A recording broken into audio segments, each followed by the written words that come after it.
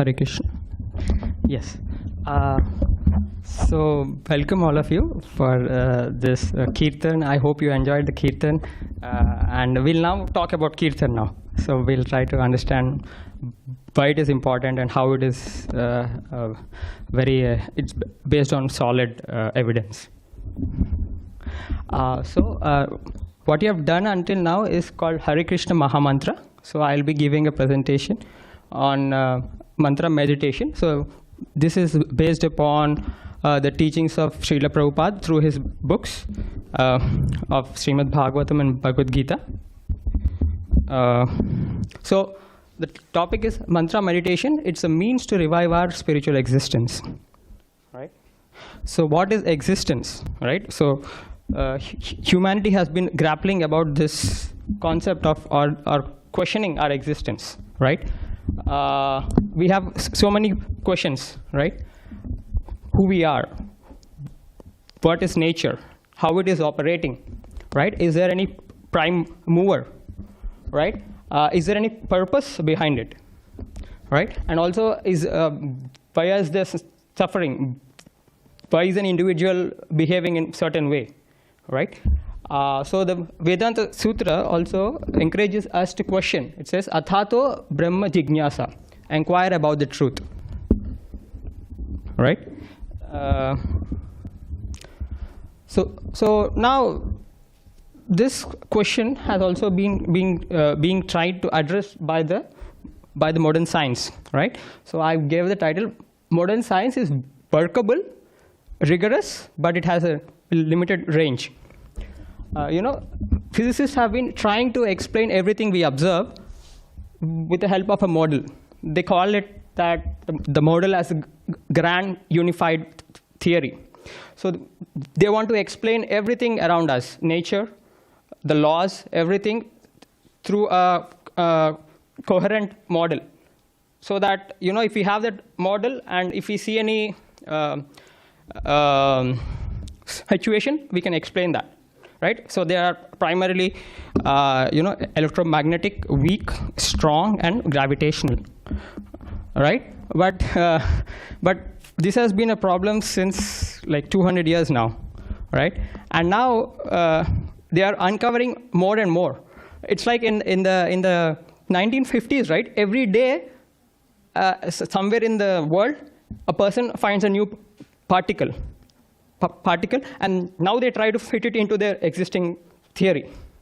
So it's like every day, it's keep on changing. It's evolving all throughout. Right?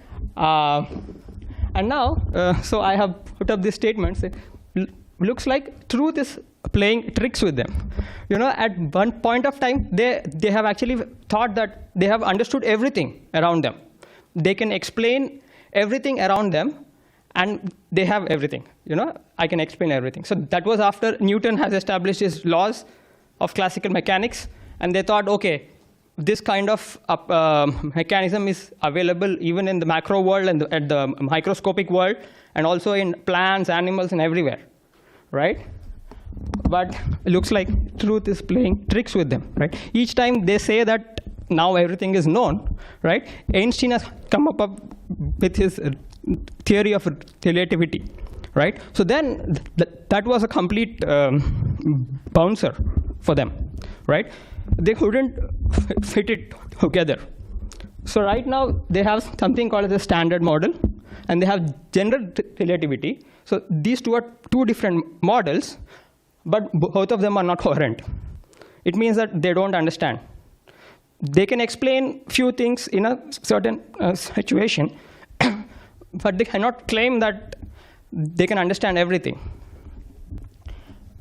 Right, so at least the eminent of the scientists, they at least accept that what we know is very limited now, right? And now we have been also sharing news about UFOs now, right? I was just wondering why the US government is not releasing data about UFOs. One of them could be that if they release it and they said they don't know anything about it, right? They'll appear as fools, right? So all of us will not, hear whatever they say. Because they say that they don't know stuff, I don't know stuff, so why do I need to accept them, right? So they are really in a big fix now, whether to release it or not to release it, right?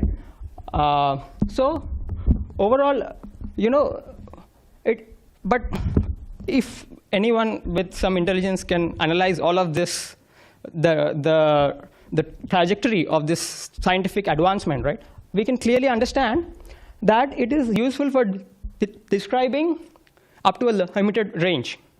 And of course, it is helpful, right? Because we are able to operate on a day-to-day basis. But at the same time, it also has its limitations, right? So it is not useful in describing subtle energies like the mind, the ego, right? And many other factors, right? But on the other hand, we have the Vedic science, right? It's complete. If we, right, if you're humble enough, you would say that I don't understand. But there was a time in our history where some of the scientists would say that it's all nonsense. It's all impractical. It's only for in your homes to do prayer, and nothing more than that. But in fact, all the discoveries in science have their inspiration from Vedic literature. It's been, many great scientists have acknowledged it. For example, Einstein, Heisenberg, right? All of them, they could clearly understand that the Vedic science is much more intricate, and it offers much more depth to our understanding, which we are not currently able to comprehend, right? But we find that, oh, is it so? I think my understanding of if you talk to a common person, right? He thinks Vedas are for chanting in the temple or in your home, right? It doesn't have any significance of how this world operates or what to do. No, it means that person has not spent enough time to understand the Vedas. Okay, so Vedas explain both spiritual and material existence, but the emphasis is on the spiritual.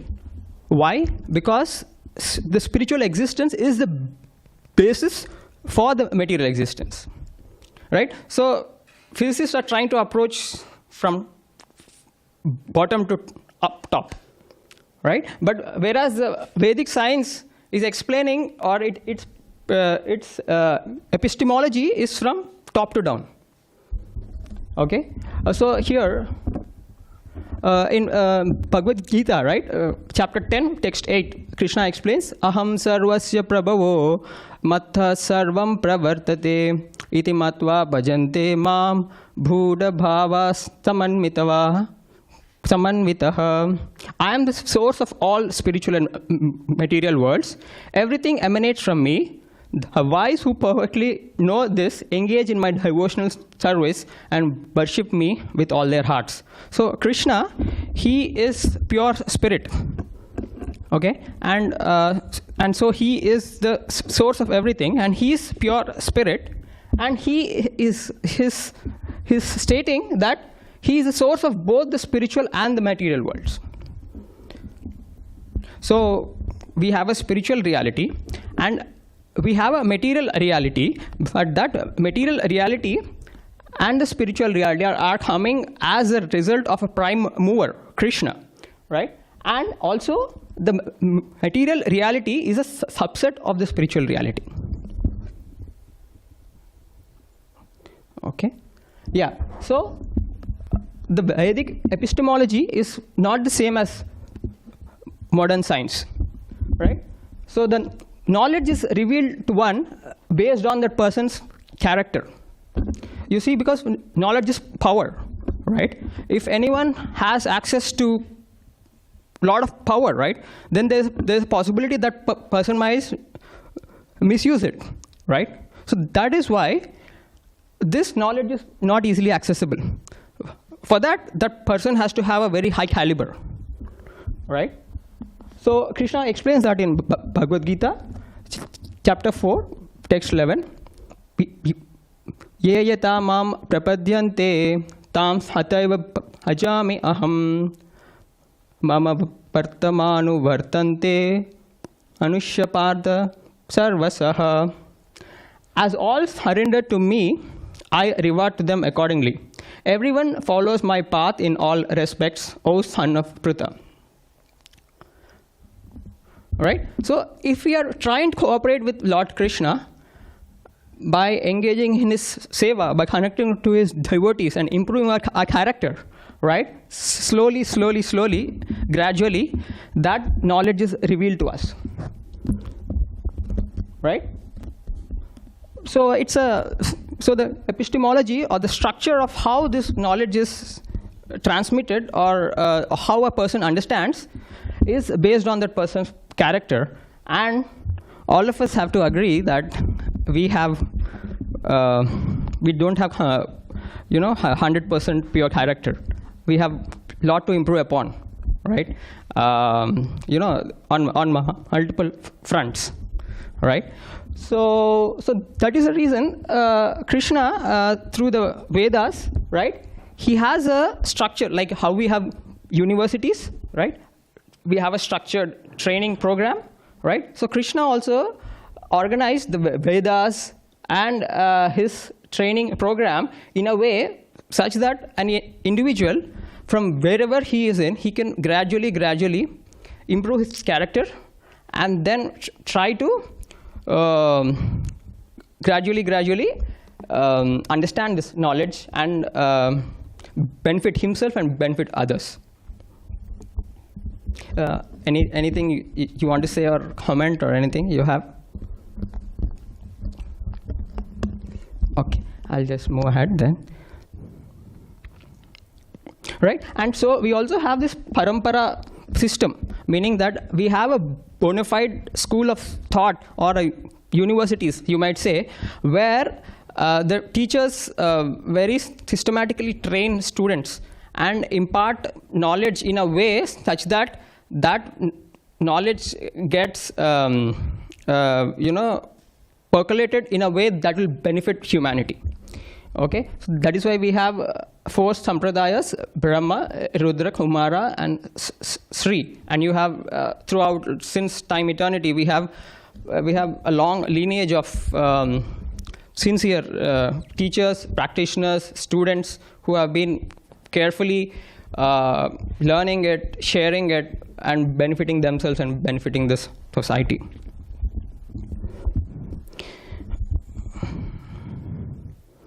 And now we come to the topic of the day, that is, how is sound relevant in this Vedic pedagogy? Okay, so here is a verse in Srimad Bhagavatam 3:26-32. Tasmacha vikurnavad bhagavad virikhoditad sabdamatram adbhutasman nabhastotram tu sabdagam. By the agitation of the element of egoism and ignorance, the first thing produced was sound, which is a subtle form of ether. It is also stated in the Vedanta Sutra that the sound is the origin of all objects of material possession, and by that sound, one can also dissolve this material existence. Anavritti Sabda means liberation by sound. The entire material manifestation began from sound, and sound can also end material entanglement. Right? So one thing is clear is that we don't understand the intricacies of these concepts right away. Right? So for example, right, scientists now don't understand what is called as dark matter. Right? They don't understand how this universe is expanding from their understanding of the universe. So many things are unknown. So when we say ether here, I don't think anyone has actually technically understood it in a real sense. What is ether, right? But it doesn't mean that just because we don't understand it, it doesn't mean that it doesn't exist, right? So we need to be open-minded, right? And apply the principles and apply these teachings and see if it works for you, right? At least that should be the approach of a sincere person, right? An open-minded, sincere person. So all of this science, right, is described in the scriptures of Srimad Bhagavatam. At least in Bhagavad Gita, it is briefly explained, but in other scriptures like Srimad Bhagavatam and others, it's more elaborately explained how this universe is created, how the elements work together, how karma acts, right? How time works. It's all very deep concepts, right? So here, right, in this verse, right, there is sound, there is ether. Ether is causing the air to be manifested, and then air helps in manifesting hearing. That we can understand, right? Because science also understands that sound is propagated through air, right, in the forms of waves, compression and expansion. So we could relate certain aspects of it,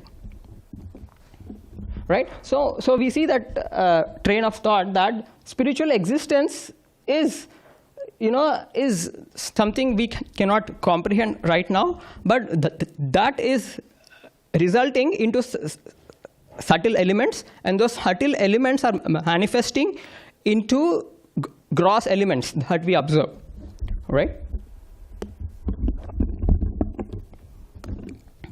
And so sound is of primary importance. Although we may say that, okay, sound is just to communicate. No doubt, sound is just to communicate, but it also has an inherent property that we cannot observe at our material plane. Okay, it has an impact on us which we cannot directly perceive at a current state. Right? So that is why, right, all throughout our scriptures we have called as we have mantras, right? So if that person is having the right qualification in terms of character, right, any mantra he or she understands and learns and practices in his life, right, that actually helps him to make progress in terms of understanding this spiritual reality, right? Right? So this sound, the mantra has a very specific potential that could help us to discover this spiritual existence. Okay? So here is the verse in Srimad Bhagavatam 12:352. Kriteyad jayato Viṣṇum Tretā-yam jagnato makai Dvāpara-yuga Kalau tad dhari kirtanad. Whatever result was obtained in Satya-yuga by meditating on Viṣṇu, in Tretā-yuga by performing sacrifices, and in Dvāpara-yuga by serving the Lord's lotus feet, can be obtained in Kali-yuga simply by chanting the Hare Kṛṣṇa mahā-mantra. So this sound of this Hare Kṛṣṇa mahā-mantra, right, when taken with the prescription, right, then gradually by practice, right, we can improve our character, and we can understand about this spiritual existence, and that will basically lead to harmonizing our abilities in a way that is helpful for me and helpful for the society. So because each one of us is quite unique, right? You can say that I can do this nicely, I can do this nicely. Yes, all of us are empowered to have skills, right? But those skills have to be employed in a way, right, so that would be beneficial. And how that happens is by improving the character. Okay, so the scriptures, this has been practiced since ages,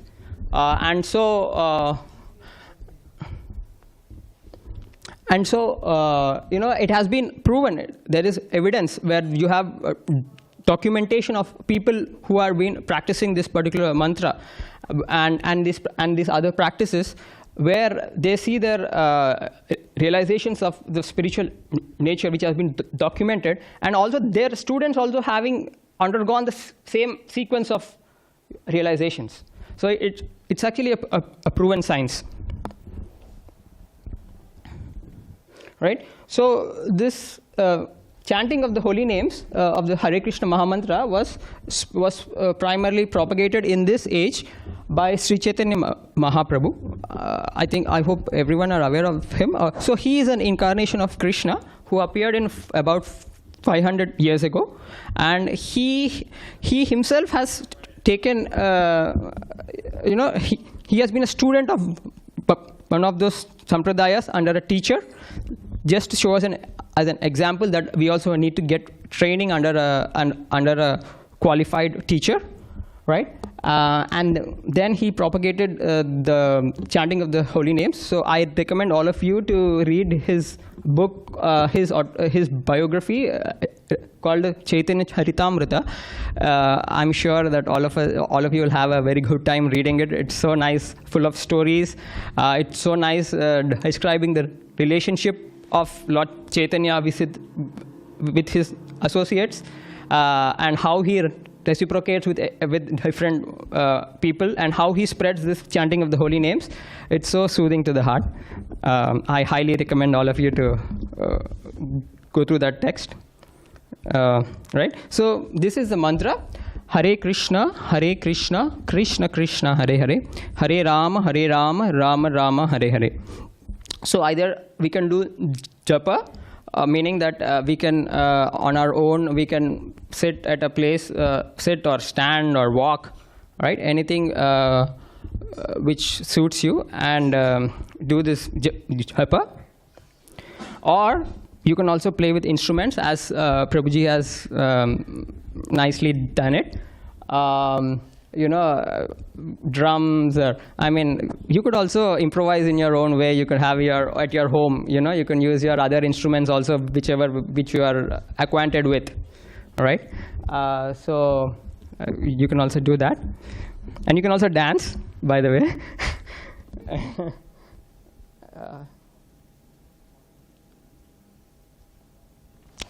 Yes, and here are the scriptural references. So this is also stated in the Kali-Santarana Upanishad. Hare Kṛṣṇa, Hare Kṛṣṇa, Krishna Krishna, Hare Hare, Hare Rama, Rama Rama, Hare Hare. Iti sodasakam namnam Kali halmasha nasanam Nataha bharatharo payaha sarva vedeshu drishyate. Sorry, my Sanskrit is a little bad, but I'm doing my best. So this is stated in Kali Santarana Upanishad. So it's been practiced since ages, and many people have benefited by it. So that is why, if you see in this kind of ISKCON temple, which is based on Brahma Gaudiya Sampradaya, for this particular age, so wherever we go, whatever activity we do, we accompany it with the chanting of the Hare Kṛṣṇa mahā-mantra.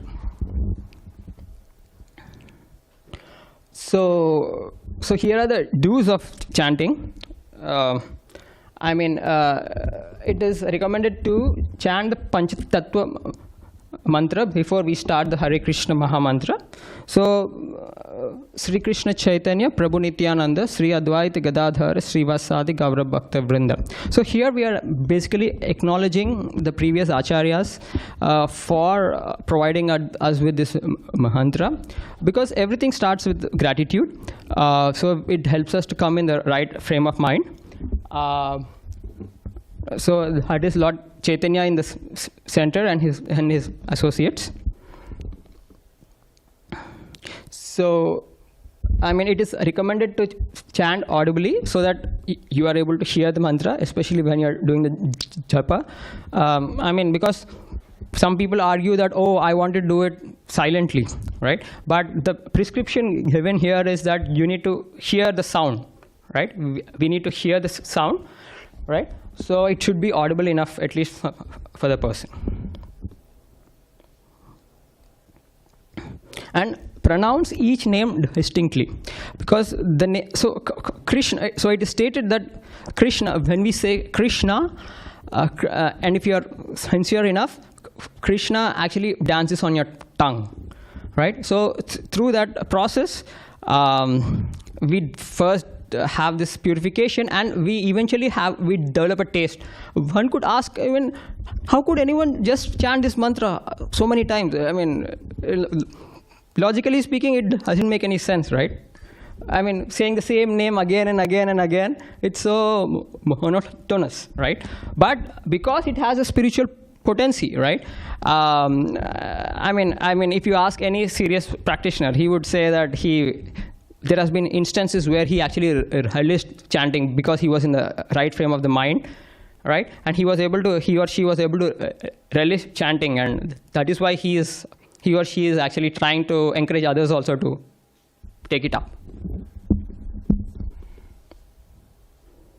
So chant with respect, devotion, and concentration.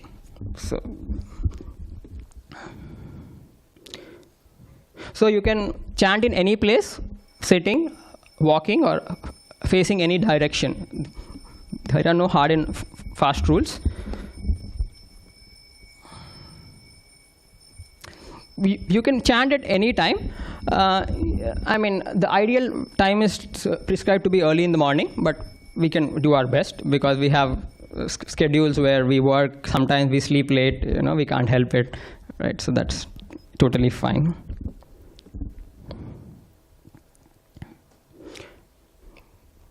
You can chant either before or taking after a bath, but preferably after a bath. But again, that is up to time, place, and circumstance. I'll also briefly go over the don'ts. Yeah, another one is if you want to start off, you can chant on your own a few rounds. But if you also count it, right? It keeps us, in a systematic. It helps us to get into some rhythm and some regulation, right? It's like how we take some nutrition, right? We say, okay, you take this much amount of calcium or this much amount of magnesium or whatever.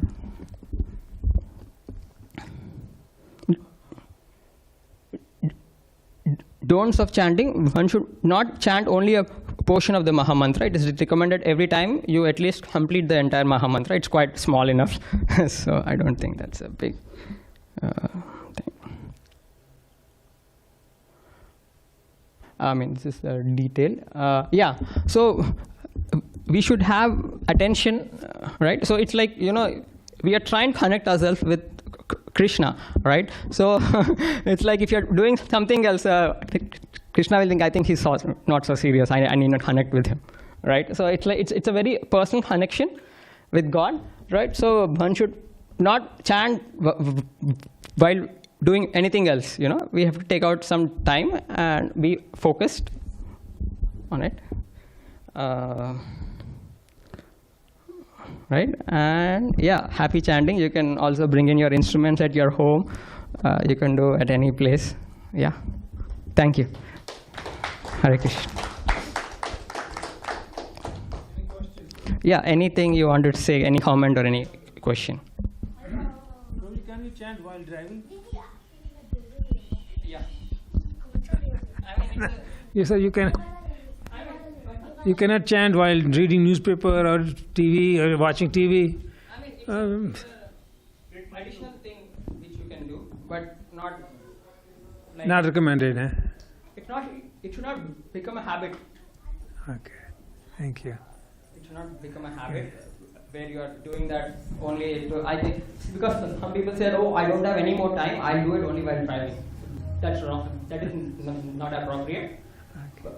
I mean, it's appropriate to take out time, like we eat, right? We eat at a regulated time, we sit in a place and we eat, right? In the same way, taking out time is recommended. Okay, thank you very much. Very informative talk today. Anybody have a question? Any comment? Great presentation. Thank you so much. So I also wanted to add one more point on this one. Thank you, Rasika Sindhu Prabhu, for I like the slides the way he presented. So everyone can share like one point that they are taking away today from this presentation. Like one line everyone can speak. We have like 3-4 minutes. So maybe.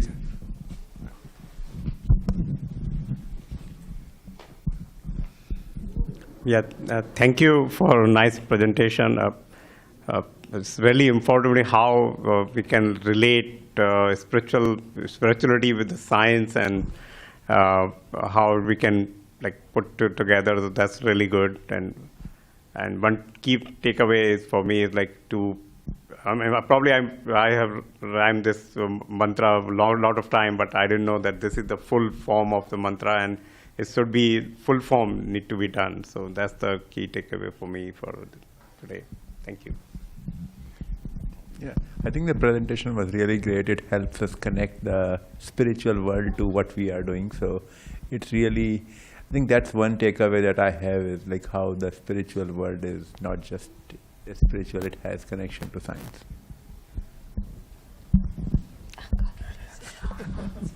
Yeah, and how we can connect the spiritual world with the material world, how we can understand both the things together at the same time.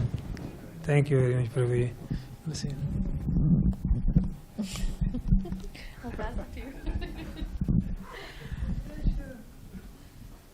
I don't even have any key takeaways because all the points were so good and just it reminds you a perfect way of chanting and gives the whole 360 view of the whole mantra.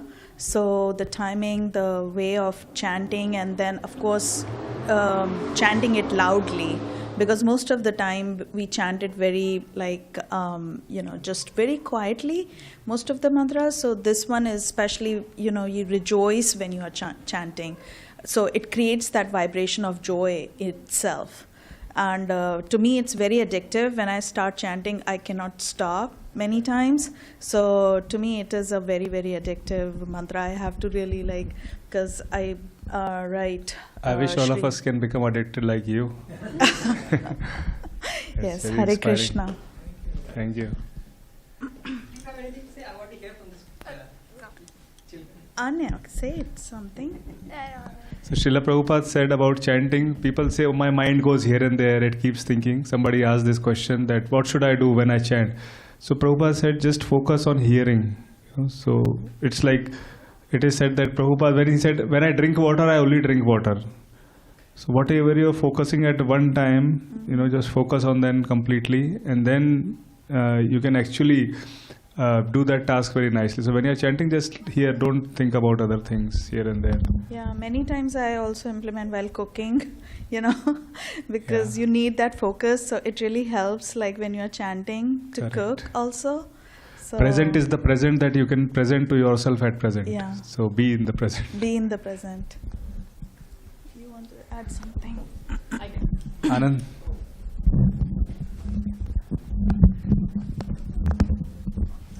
I think the takeaway is the mantra itself. It's good to know that the mantra is actually mentioned in one of the scriptures. So that was actually, I was curious about that. So that's good to know. Thank you. Nice presentation. Thank you. Now we'll go over to Prasadam. So please help yourself.